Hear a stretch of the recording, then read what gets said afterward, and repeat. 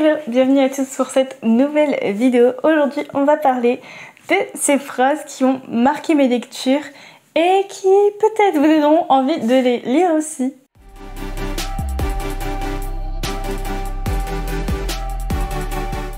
Du coup, je me suis dit que ça pouvait être sympa de faire cette petite vidéo parce que je suis quelqu'un qui aime beaucoup, on va dire, les jolies phrases et les phrases qui peuvent faire, vous savez, citation un peu philosophique, si on peut dire, qui marquent en fait des phrases qu'on retient et on se dit waouh, elle est puissante celle-là.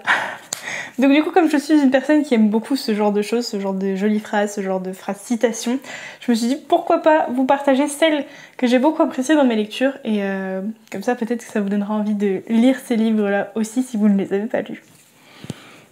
On commence donc par la saga Red Queen de Victoria Aveyard qui est un young adulte. Il y a 2 tomes où il y a des phrases qui m'ont marqué, donc on va commencer par le tome 2. On a donc « Si je suis une épée faite de verre et je sens que je commence à me briser ». J'aime beaucoup la métaphore, j'aime beaucoup. Et ensuite, pas tout à fait sur le même sujet, on ne comprend parfaitement aucun cœur, pas même le sien. Voilà, pour le tome 2 de Red Queen. Et le tome 4... Pour moi, la vraie faiblesse, c'est de vivre sans amour d'aucune sorte. On se condamne aux pires ténèbres. L'hésitation en rapport avec l'amour, en général, elle fonctionne bien avec moi. Et on continue d'ailleurs dans la même lancée. Rien ne nous met autant à l'agonie que l'amour. J'aime particulièrement celle-ci. Voilà du coup pour ces phrases qui m'ont marquée dans la saga Red Queen. On a ensuite, donc c'est dans le tome 5 de la sélection. Donc c'est un peu celui qui... Enfin, avec le tome 4, c'est ceux qui se sont rajoutés, on va dire, à la trilogie initiale, pour ceux qui n'ont pas trop lu. Donc le tome 5 de la sélection de Kirakas. Et il n'y en a qu'une dans celui-ci. Et c'est vrai qu'elle m'avait pas mal marqué quand même. Rien ne vous rend plus sensible à la présence de quelqu'un que son absence. Très joli, je trouve. Voilà. On a ensuite... Alors là, du coup, elle va être en anglais. Il va falloir que je traduise. Il y a des saletés. Donc c'est Shatter Me ou Insaisissable en français de Tahereh Mafi. Et là, on voit qu'il y en a pas mal. Je sais pas si je vais réussir à les traduire suffisamment bien pour qu'on ait la même puissance qu'en anglais. Ce que je vais faire, c'est peut-être je vais vous la dire en anglais et après vous la traduire. Comme ça, pour ceux qui parlent anglais, ils peuvent avoir la puissance de base.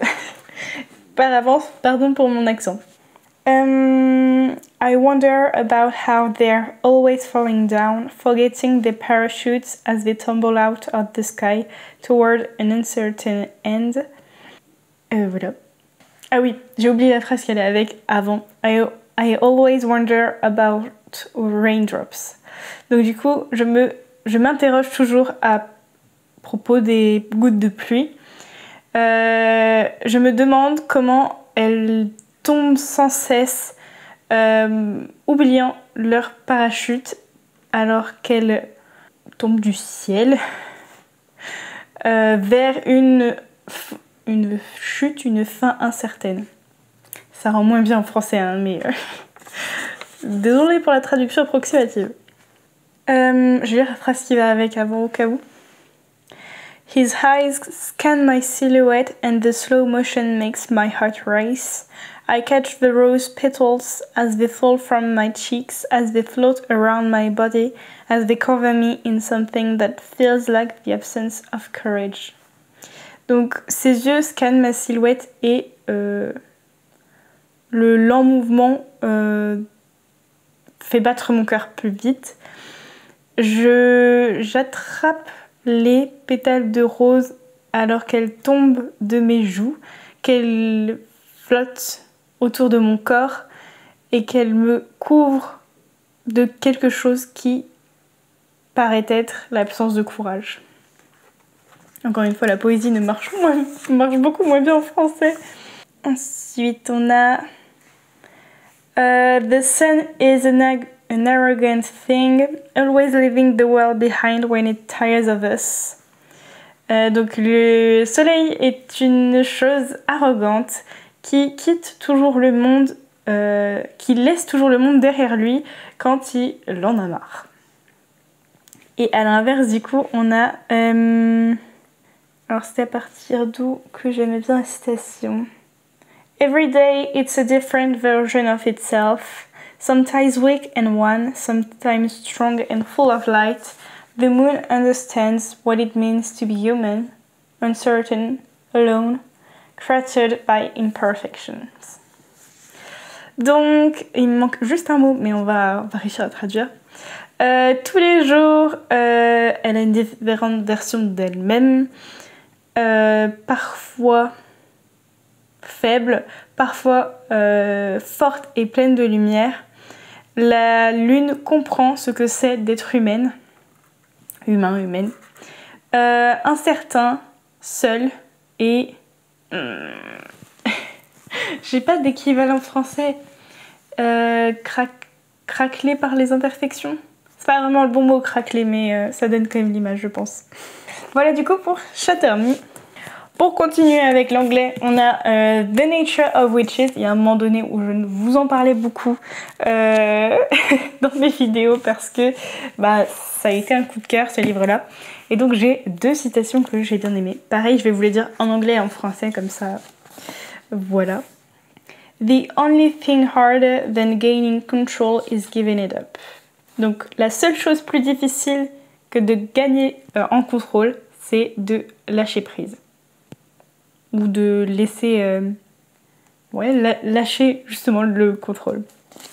Je pense que lâcher prise, c'est la meilleure traduction. Ah oui, le truc que j'aimais bien dans ce livre, c'est qu'on a des petites... justement, on a des petites quotes du livre directement en haut. Enfin, du livre que lit la jeune fille dedans. There is nothing riskier than handing your heart to another person and trusting them to keep it safe. Il n'y a rien de plus risqué que de donner son cœur à une autre personne et de leur faire confiance pour le garder en sûreté. On a ensuite The Forgery of Roses de Jessica Elselson. Malgré les petites coquilles et imperfections qu'il y a dans ce roman, il y a quand même deux phrases qui ont retenu mon attention. On a l'amour des livres est la preuve d'un esprit curieux et confiance, un joli mot que les gens brandissent sans jamais en appliquer le concept. J'aime beaucoup celle-là. Et enfin, le dernier, on a Âme captive de G.H. David et on a quelques petites citations aussi. Celle-là, elle est plus dans le sens poétique. Puis son regard trouve le mien, c'est un mariage, un sacre, un couronnement. Je trouvais l'accumulation très jolie. Je me sens baignée de sérénité et de plénitude, convaincue à présent que nos destins ne peuvent faire qu'un. Et la dernière...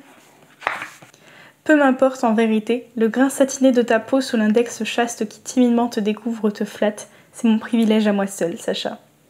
Tes yeux ont la profondeur des nuits où l'esprit s'égare, mon âme s'est perdue en toi, passé, présent, tout m'est égal, l'avenir c'est nous. Très joli discours. Voilà du coup pour ces phrases qui ont marqué mes lectures. En tout cas c'est celles que j'ai notifiées avec un petit post-it, peut-être qu'il y en a d'autres. Qu'il y en a eu d'autres et que je n'ai pas forcément pensé à mettre un petit post-it. Mais je pense que dans l'essentiel, je vous ai partagé les phrases qui m'ont vraiment fascinée, on va dire, que j'ai vraiment beaucoup apprécié par leur poésie ou la puissance du message qu'il y avait derrière. Donc voilà, j'espère que cette vidéo vous a plu. N'hésitez pas en commentaire à mettre les phrases qui ont marqué vos lectures à vous. Je serais très curieuse de voir tout ça et potentiellement d'avoir envie du coup de lire les livres en question. Sur ce, je vous souhaite de bonnes lectures et je vous dis à très bientôt pour une prochaine vidéo. Ciao!